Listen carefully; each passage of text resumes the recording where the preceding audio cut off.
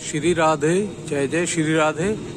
जैसा कि हम सभी जानते हैं कि वृंदावन में संत जो रहते हैं उनके अनेक रूप हैं, स्वरूप हैं। उनकी सुंदर वाणी हम सुन सकते हैं, किंतु उनमें छुपा हुआ गहरा अर्थ समझना अति आवश्यक है।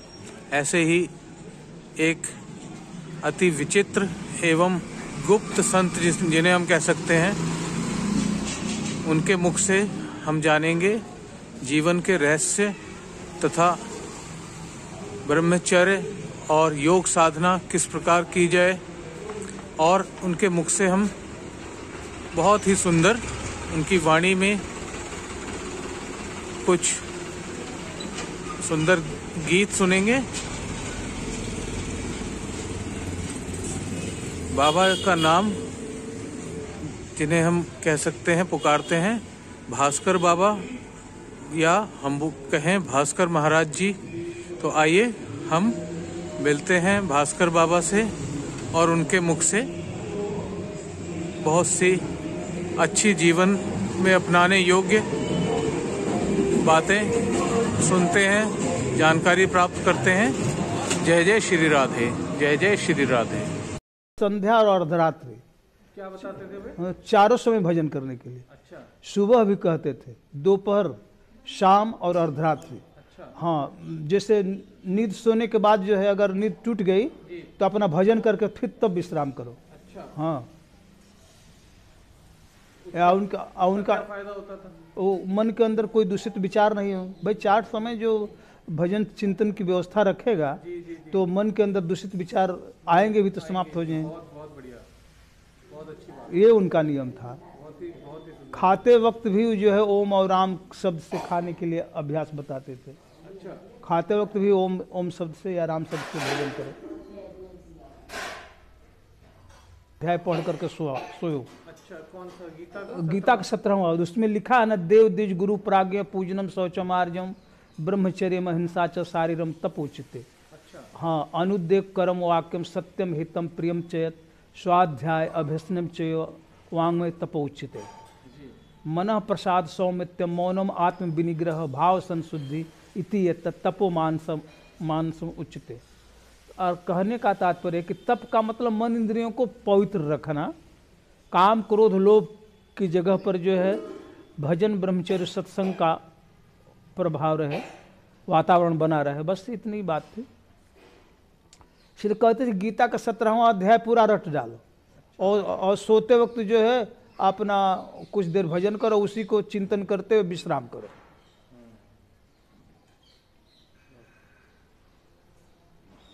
जो है सदैव शुद्ध रखना, ये जो है उनका नियम था।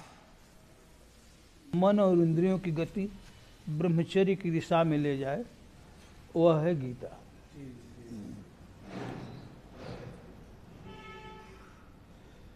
आज की दुनिया कैसी हो गई है महाराज? आज की दुनिया के विषय में समय कुछ मत बताइए। सब जो है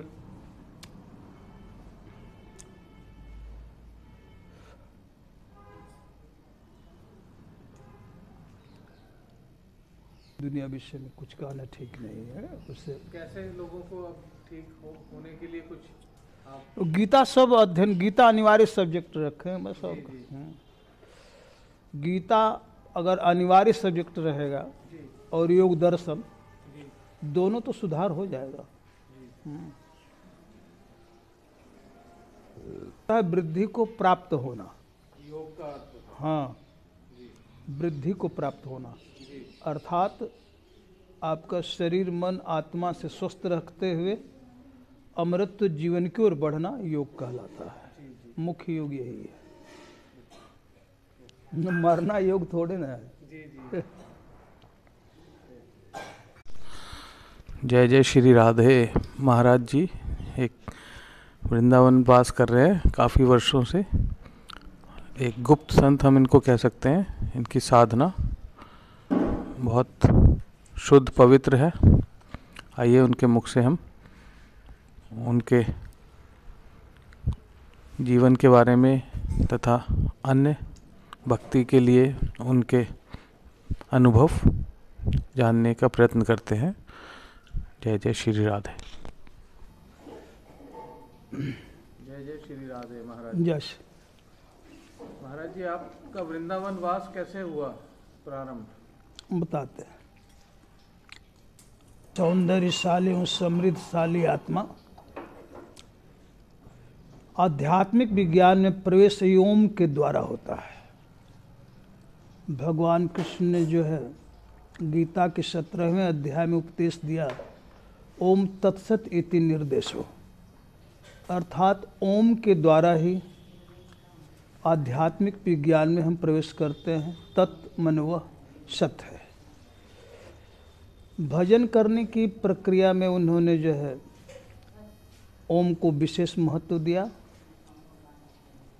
और ओम के द्वारा ही हम आध्यात्मिक विज्ञान में प्रवेश करके उसको बैखरी अर्थात बिखरे हुए मन को केंद्रित हम ओम के द्वारा ही करते हैं। इसके बाद पश्यंती अर्थात श्वास में चिंतन करते हैं। श्वास लेते ओम, रोकते ओम, छोड़ते ओम का अभ्यास करते हैं। ये पश्यंती है। और ओम जब स्वभाव में ढल जाता है तो इससे आगे की स्थिति सोहम की होती है। सह अहम अर्थात अ से लेकर ह तक जहाँ तक साहित्य का, शास्त्रों का विस्तार है वह परमात्मा का स्वरूप है, परंतु हम ओम के द्वारा ही प्रवेश करते हैं। मुख्य उद्देश्य है कि अपनी मन और इंद्रियां ब्रह्मचर्य के अनुशासन में क्रियाशील रहें। इसके लिए 8वें अध्याय में गीता के उन्होंने स्पष्ट किया है, ओम इति एकाक्षरम ब्रह्म, अर्थात जो ब्रह्म संपूर्ण संसार में व्याप्त है, सूर्यमंडल की भांति सजीव निर्जीव जड़ चेतन में, उसी तरह से यह आपकी आत्मा सूर्यमंडल की भांति है। यह आत्मा ही संपूर्ण ब्रह्मांड पर शासन करती है। आत्मा न तो स्त्रीलिंग है, न तो पुल्लिंग है, न तो नपुंसकलिंग है। आत्मा ज्योतिर्मय स्वरूप है। यह सजीव निर्जीव जड़ चेतन सबको प्रकाशित करता है। दुनिया में जितने भी पदार्थ हैं सब ब्रह्मचर्य पालन के साधन हैं। ब्रह्मचर्य पालन का मुख्य उद्देश्य अमृतत्व जीवन होता है, अविनाशी पद होता है। उसी को हिरण्यगर्भ पुरुष, हिरण्यगर्भ ज्योतिर्मय ब्रह्मांड से प्रकट जो होता है उसका नाम है हिरण्यगर्भ। हिरण्यमय पुरुष, अविनाशी पुरुष, उस अविनाशी आत्मा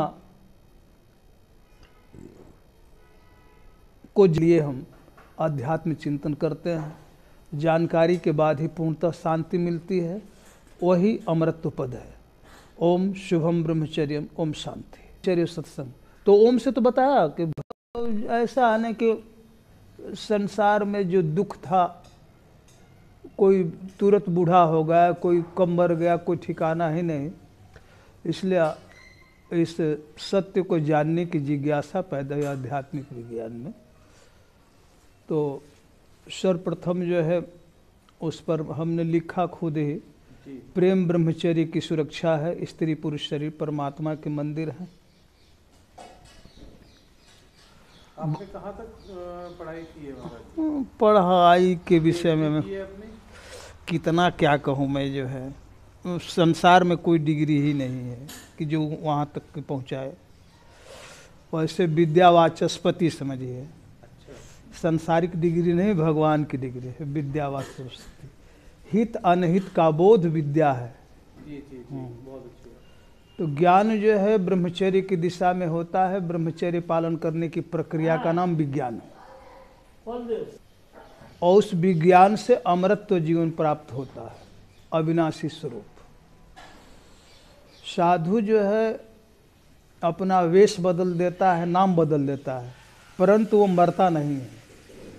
आज भी 88,000 ऋषि अमर हैं, आज भी हैं। अच्छा। हाँ, लेकिन उन्हें कोई जानता नहीं। 88,000 ऋषि तीर्थों में निवास करते हैं। यही कारण है कि सभी तीर्थों में कुछ न कुछ ब्रह्म विद्या रहती है। हाँ, अगर वो ऋषि न रहे तो ब्रह्म विद्या रहेगी ही नहीं। बिल्कुल, बहुत अच्छी बात है। जैसे ऋग्वेद में है कि ब्रह्मचर्य तपसा राजा राष्ट्रम विरक्षति, ते आत्मा ही जो है राजा है, जो शरीर रूपी ब्रह्मांड पर शासन करता है। केवल अपने शरीर रूपी ब्रह्मांड पर ही नहीं, जितने जीवधारी हैं उन सब पर यह आत्मा ही शासन करता है। इसलिए ब्रह्मचर्य पालन करना सबसे बड़ा विवेक है। ब्रह्मचर्य पालन सबसे बड़ा उद्योग है। ब्रह्मचर्य की छत छाया में संपूर्ण ब्रह्मांड पलता है। देवराहा बाबा की बता रहा हूँ, देवराहा बाबा भेष बदल दिए केवल, हाँ दिखाए केवल दुनिया को कि ऐसा हो, भेष बदल कर फिर अपना रहते हैं, तीर्थों में घूमते हैं, मैं देखा हूँ उनको। अच्छा। वो हमारे गुरु, उनका मैं 201 नंबर का विद्यार्थी रहा हूँ मैं। अच्छा। हाँ, उनके पढ़ने वालों में साधक, योग के साधकों में 201 नंबर का मैं हूँ। अच्छा, उनके साथ। हाँ। अरे वाह। आप आज भी देवराहा बाबा घूमते हैं? हाँ, देवराहा बाबा आज भी वो तीर्थों में घूमते, कभी न कभी वो किसी न किसी तीर्थ में रहते हैं वो। अच्छा। हाँ, उनके साथ 2 साधु सदैव रहेंगे, ये आपको मैं बता देता हूँ। अच्छा। हाँ, उनका वो नियम है। अच्छा। हाँ, 2 साधु जहाँ रहेंगे 2 साधु रहेंगे। अच्छा। हाँ। आपको दर्शन कैसे हुए उनके, मतलब कहाँ तो, पर तो हमारे गुरु हैं, तो दर्शन वाले विषय में, उनके विषय में तो जानकारी, वो ऐसे राम ही शब्द ज्यादा जपते थे वो। अच्छा। सांस लेते राम, रोकते राम, छोड़ते राम का यही ज्यादा उनका अभ्यास था। जी जी जी। लेकिन मंत्र तो नारायण मंत्र, कृष्ण मंत्र, शिव मंत्र, वैष्णव मंत्र, रामानुज वंश, रामानंद वंश, क्यों किसी का भी मंत्र दे देते थे। अच्छा। जिसकी जो योग्यता देखते थे वही कह देते थे। अच्छा। लेकिन इतना कहते थे कि पहले तुम राम नाम लिखा करो। जी जी। और उनकी तो बहुत सारी लीलाएं हैं। हाँ, जो जैसे जल के अरे 108 गायत्री लिखे हैं। अच्छा।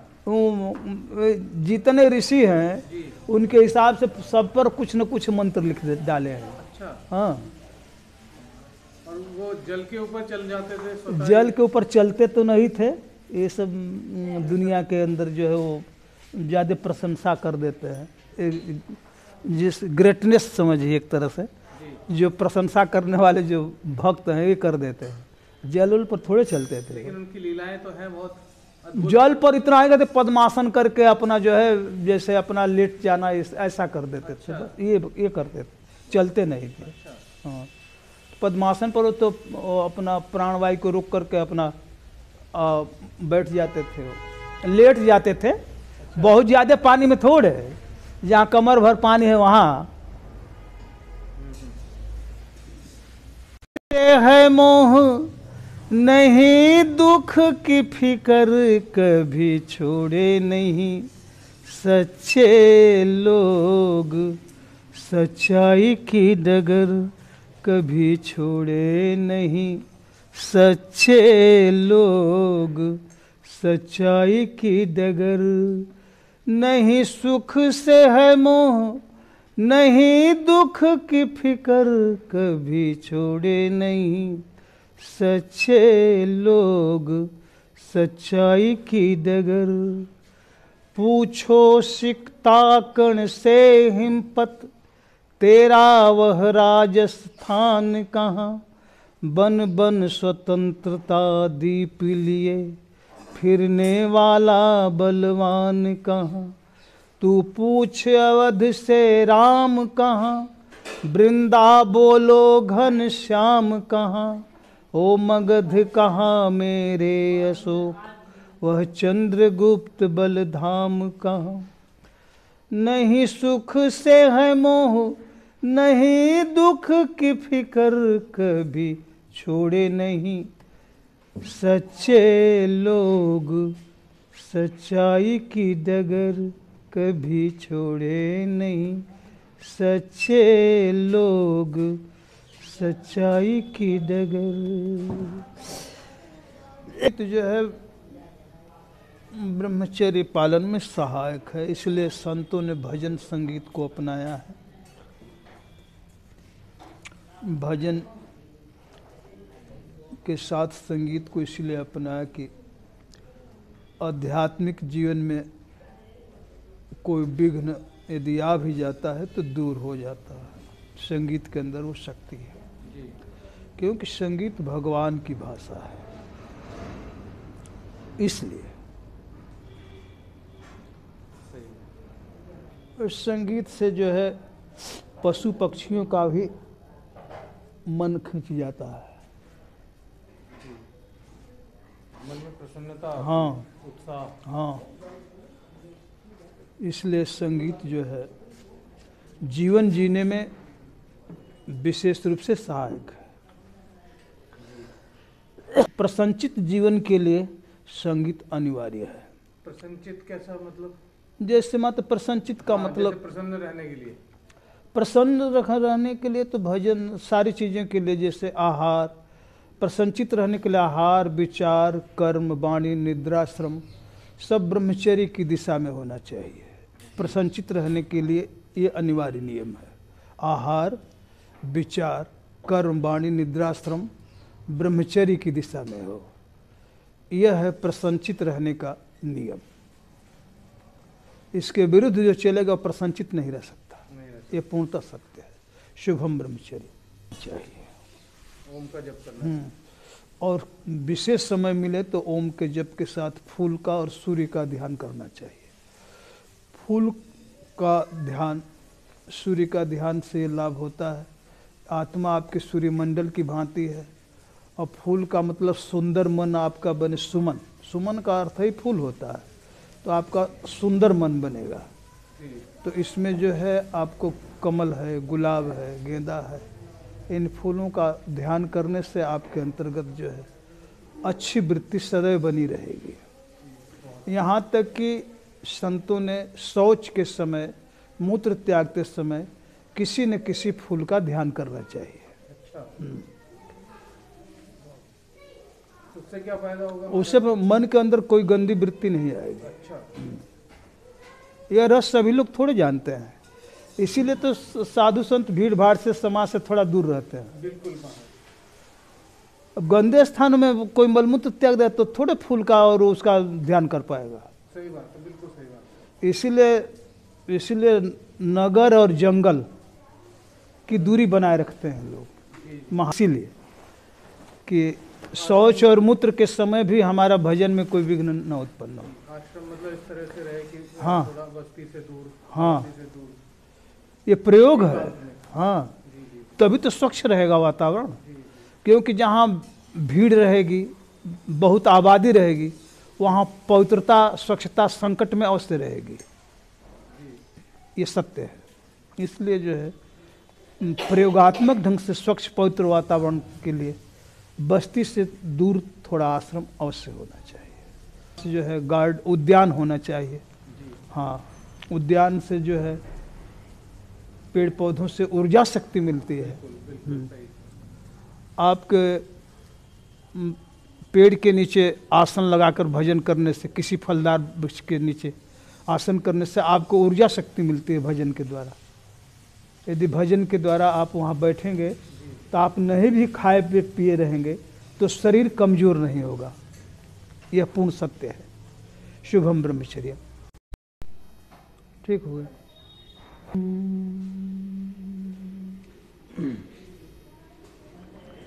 ओम भाति सर्वेषु वेदेषु रतिः सर्वेषु जन्तुषु तरणं सर्वतीर्थानां तेन भारतमुच्यते।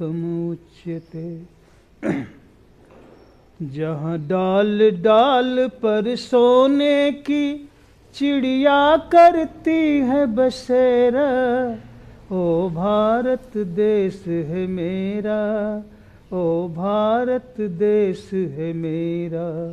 जहाँ डाल डाल पर सोने की चिड़िया करती है बसेरा, ओ भारत देश है मेरा, ओ भारत देश है मेरा।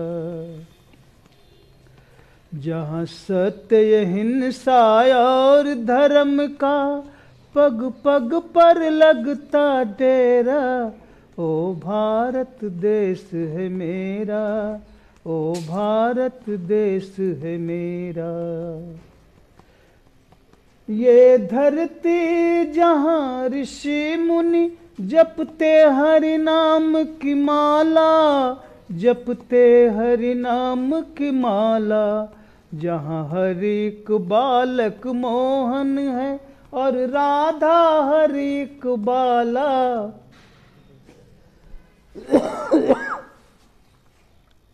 जहाँ सूरज सबसे पहले आकर डाले अपना डेरा, ओ भारत देश है मेरा, ओ भारत देश है मेरा। जहाँ आसमान से बातें करते मंदिर और शिवाले, मंदिर और शिवाले। किसी नगर में किसी द्वार पर कोई न ताला डाले, कोई न ताला डाले। कि बंसी जहाँ बजाता आए शाम सवेरा, ओ भारत देश है मेरा, ओ भारत देश है मेरा। जहाँ कृष्णा कावेरी और गोदावरी सागर तक लहराए, सागर तक लहराए। जहाँ गंगा जमुना और सरस्वती का अनुपम घाट सुहाए, अनुपम घाट सुहाए। जहाँ तमसा घाघरा और सिंधु, जहाँ तमसा घाघरा ब्रह्मपुत्र ऋषियों की बानी गाए, ओ भारत देश है मेरा। जहाँ डाल डाल पर सोने की चिड़िया करती है बसेरा, ओ भारत देश है मेरा, ओ भारत देश है मेरा। जय भारती, जय भारती, जय भारती, जय भारती। शुभम ब्रह्मचर्य। ओम शांति। छोटी सी भूल जाओ माता, ऐसे कोई अपनों से रूठ नहीं जाता। रूठ गया हूँ तो मुझको फिर से मना ले, गले से लगा ले कि और मेरा कोई नहीं हो। माँ मुझे अपने आंचल में छुपा ले, गले से लगा ले कि और मेरा कोई नहीं। गोद में माँ तेरी आज तक मैं पला हूँ, उंगली पकड़ कर माँ तेरी मैं चला हूँ। तेरे बिना मुझको अब कौन संभाले, गले से लगा ले कि और मेरा कोई नहीं। तो यहाँ उजियारा ना तो कोई जोत है, ना तो यहाँ जीवन है, ना तो यहाँ मौत है। तूने किया, तूने किया मुझको अब किसके हवाले, गले से लगा ले कि और मेरा कोई नहीं हो। माँ मुझे अपने आंचल में छुपा ले, गले से लगा ले कि और मेरा कोई नहीं। शुभम ब्रह्मचर्य। ओम शांति।